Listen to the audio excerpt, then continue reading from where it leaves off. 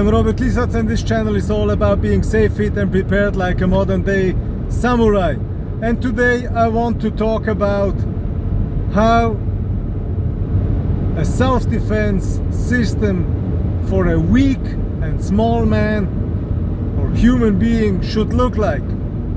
So in order to answer this question, I have to start somewhere else.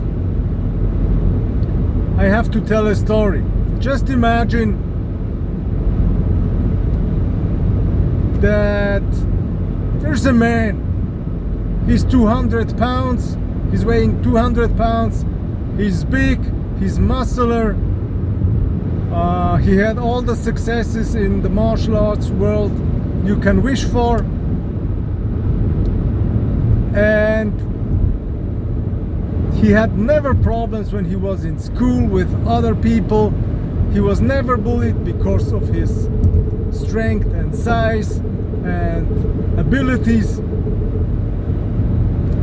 And this guy is teaching martial arts, self-defense, combat sports. And then there's the other guy, the small guy, the weak guy, who had always problems when he was going to school. He was bullied, he was weak, he wasn't able to defend himself, but then he started with martial arts, combat sports, self-defense, and slowly through time he was getting more and more successful, and when he got older he committed himself to discover the techniques and fighting principles that are working also for a weak and small man. My question now is, who would you rather pick as a weak and a small human being to be your teacher?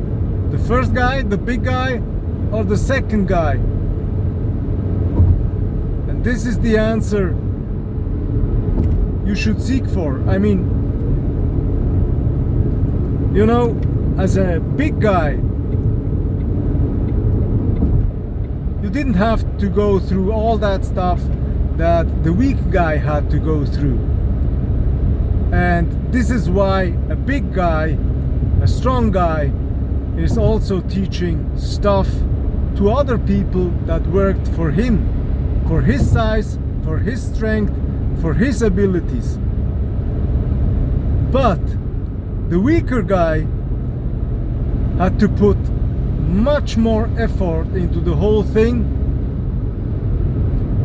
and find the techniques that worked also for a small man, for a small guy, for a weak guy, in order to succeed against bigger and stronger opponents, not only on the schoolyard, in the schoolyard, also in competition or elsewhere.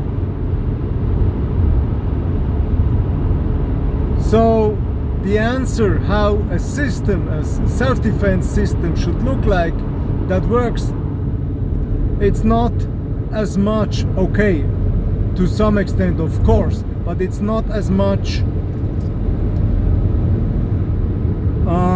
how would you say that? It doesn't depend that much on the system itself. I mean, if the system itself is bullshit, then it's clear you won't practice the system. But it depends much more on who your teacher was. Because if your teacher was a small guy, or that small guy I was talking about, then there's much more chance that you are learning also the stuff that works for a small and weak guy.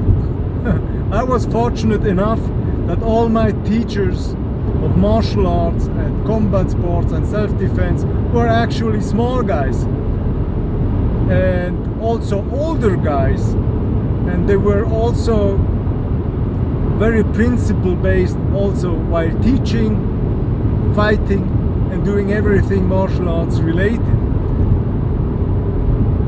And this is why I really think that when you decide to learn martial arts or a self-defense system, check out who your teacher is. But then there is also another aspect to the whole thing.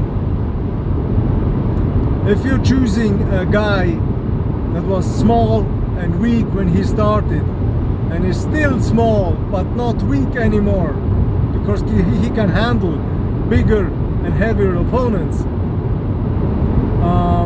and if you are also a big guy and a heavy guy and a muscular guy, and now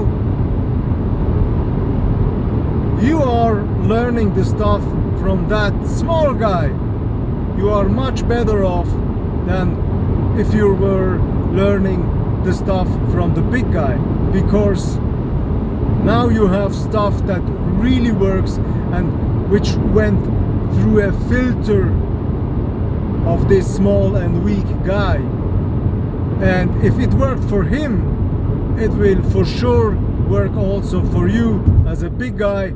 And this is important, especially if you work as a police officer, security guard, or in the military, or wherever this stuff has to work.